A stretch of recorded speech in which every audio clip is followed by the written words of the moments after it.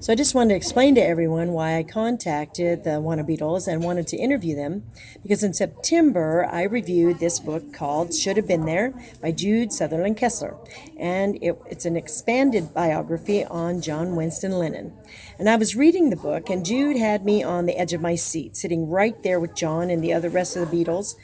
When they were either smoking or in the cafes, you can hear the noise in my head, and I could actually smell the smell of smoke on these guys. So when I found out that the Wanna Beatles were having a concert at the Holland Theater here in Bellefontaine, Ohio, I thought it would be a cool way to incorporate their music with Duke Kessler's interview as well, and her reading, and with an interview with the Wannabes as well.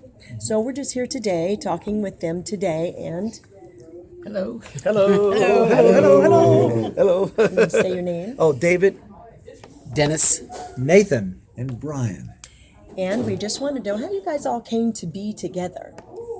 It's music, of course, as musicians, working gigs, and then discovering when we played some Beatles songs together that suddenly an audience got very excited. And Dennis is the one who saw the opportunity there and negotiated a regular thing with the restaurant owner and said, hey, we'll bring you Beatles music. And we soon needed a name. We soon started rehearsing and getting serious about it. And now here we are, many hundreds of miles from home, bringing the message around the world. And you said that you met John once. I did have a chance. This is Brian speaking. I was in New York in the 70s, and I happened to be working on an album project at the record plant in Midtown, and John Lennon was recording in another studio in the same building, and the guy I was recording for is Martin Mull. He's a kind of a comedian music artist, and he was very fearless about meeting people. He said, come on, let's go up and meet John. And he just took me on the elevator up to the other studio and walked in, and John Lennon was sitting there, he wasn't as famous in the 70s as he was in the 60s. It wasn't that big a deal, but, I just was kind of humbled by the opportunity, and didn't have anything to say because I didn't want to take a chance on saying anything foolish.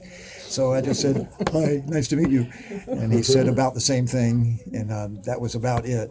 And so it counts. Yes, it does. Yes, it does. It does count. How about Scott? The Mexican connection. Oh, well, just to elaborate on what Brian said, our little beginning started at a Mexican restaurant. And when I went to the owner of the restaurant and said, hey, how about doing a Beatles night? His response was, sí, Beatles and fajitas. So that's the joke, but it's the truth as well. Nice. That's funny. Nice. So we were named what? What were our names? Pablo, Juan, Jorge, y Gringo. Y Gringo. The joke behind that is that Gringo. They call me Gringo. I'm the only Hispanic in the whole room, which I was offended at. Felt like throwing a stick at the guys, but it became a great joke, and so it's an inside joke as well as an outside joke. Very nice. It's cool. Well, I'm Nathan, and I joined the band after a long and winding road. They got the band going for 3 years, and then their keyboard player wanted to step down. So my friend David here asked if I'd like to audition for a Beatles band. I had to lobby very hard, and I always say this to the boys. I rub it in all the time. It's my proudest moment in the Wanna Beatles history because I had to fight for Nathan, and I won that fight. And He's a great asset. He's an incredible asset. We are very grateful. Very grateful to have him. Here. Yes, here. Have you been just playing in the United States, or have you been in other countries? Great question. We inquired about a trip to Cuba. We've talked to some government officials since it's been open, and since David was born there. I don't know if that needs to be brought out. Oh, yeah. You can speak briefly about your, and the fact that we've done translations of Beatles songs into Spanish. Yes, we have. We've got a very interesting, extra feature, going along with this British stuff. David, you can tell them about how the people of Hispanic origin heard the Beatles. Well, I've told these guys since day one that the Beatles were listening to the world, and you can hear that in their music. Like, for example, I Feel Fine, I hear a Latin groove there. Mm-hmm. I think most people maybe in this country might not hear it, but I hear it as a Hispanic person, as a Cuban. I listen to those, and I can see the rhythm there during the verses. But anyway, the point is that they're greatly loved everywhere. We were just talking to an agent that she's from Chicago, but she has traveled to Cuba, and we asked her the question. So, do they know the Beatles over there? And so, of course, man, they got a statue of John Lennon in Havana. Which is they love the Beatles everywhere. My cousins in Argentina are huge Beatles fans.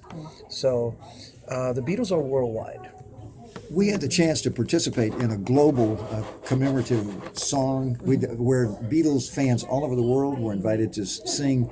The Beatles 50th groups. anniversary of the From release- Me to You. From Me to You was the song. Everybody was playing that song, and they took the performances from all over the world and put it together as a composite version of the song, as a global tribute. And there were about 3 bands from Brazil that Yeah. were involved in that, Yep. and several from Poland and Japan. And we were one of the few from the U.S. Yeah, I mean, Including all girl bands. Yeah, girl, but I mean, I've been to Brazil, and I can vouch for that. I've talked to the Brazilian people about it. They love the Beatles, and when we did the festival, the one in Kentucky, by the river, Abbey Road on the river. Oh, yeah, there was a Brazilian There was a band. Brazilian, all-girl Brazilian band doing Beatles. Yeah. It was incredible. Yes, I tried to join it. They wouldn't let me. I have a question. This is Lady Selah. When they were doing this all over the world, were they doing it in their native tongue? It was all Always in No. English. always in English. English. Well, I mean, yeah. There's one version of "I Want to Hold Your Hand" that they translated into German, Okay. because the German audience was really hungering for, they were popular there, and that was their manager's or producer's idea, and that was, I think that's And it. they did Michelle a little bit in French. I mean, Well, that's a little. yeah, but we and I know Americans know this. The power, the economic power, the superpower nature of the United States.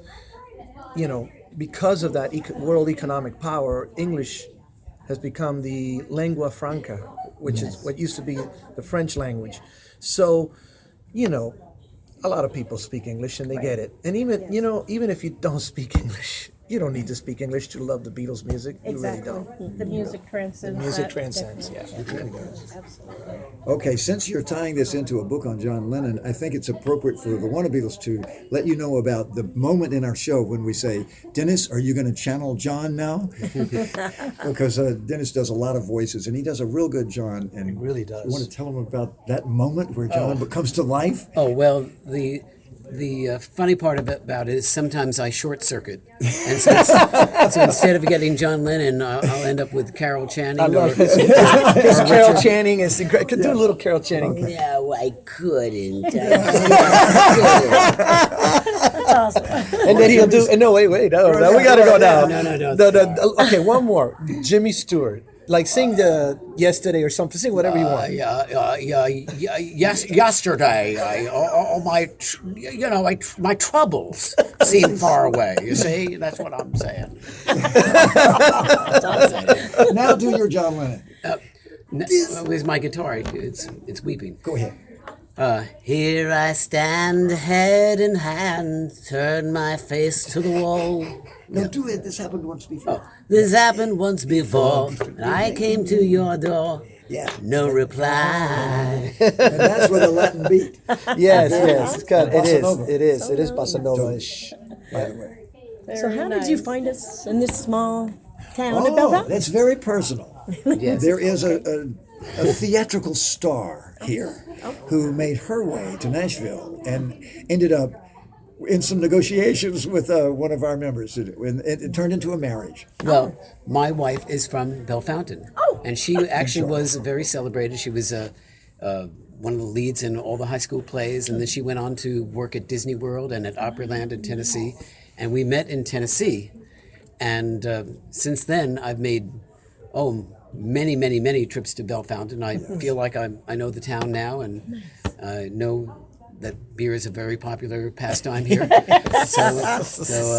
So we get along just great, and we're just glad. Oh, and so it was. I forget how we got to the Holland Theater, but we through an introduction, they suggested we come to the beautiful theater, and it's just gorgeous, and the renovation is incredible. Yes, they've done a lot of work. We saw Anna Green Gables there.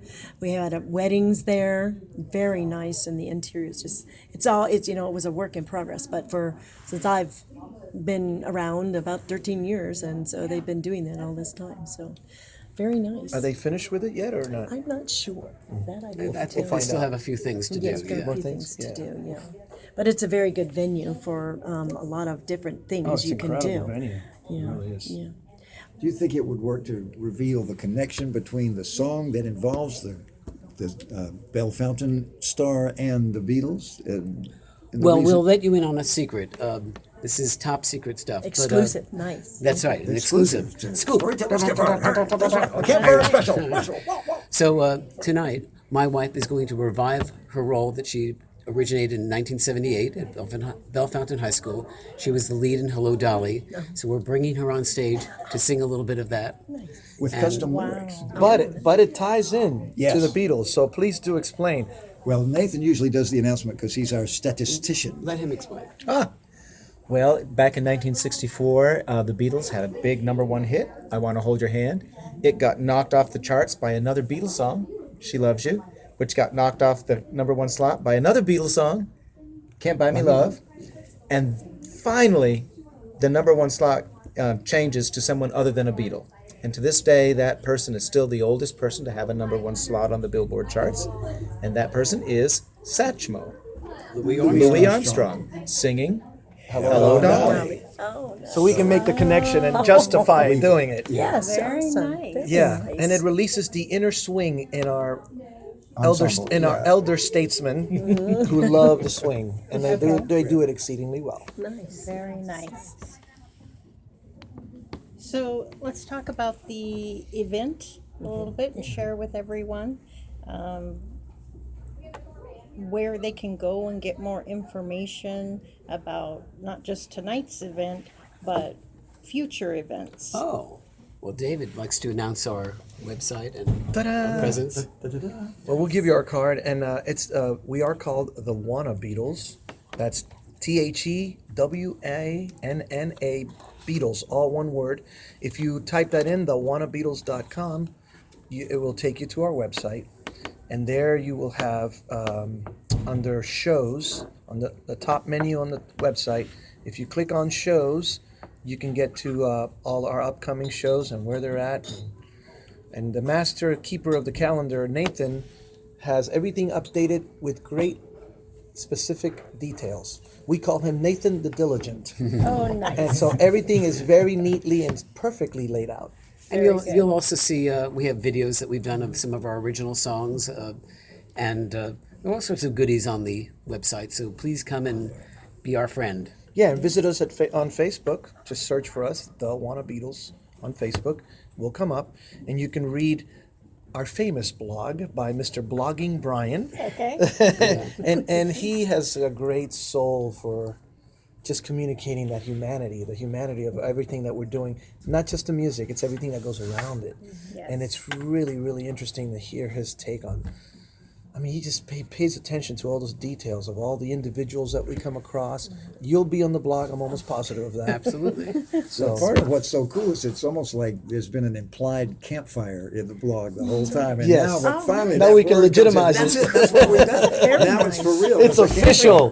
What's your head? The seal of approval. Yes. And the picture that we're taking right now as we speak shall be the picture that we use Robert. on the blog. Yes, here we go. posing. Thank you, Nathan. Can you get us? Can you hear that on the radio, the posing? We are radio posers. That's another good band name.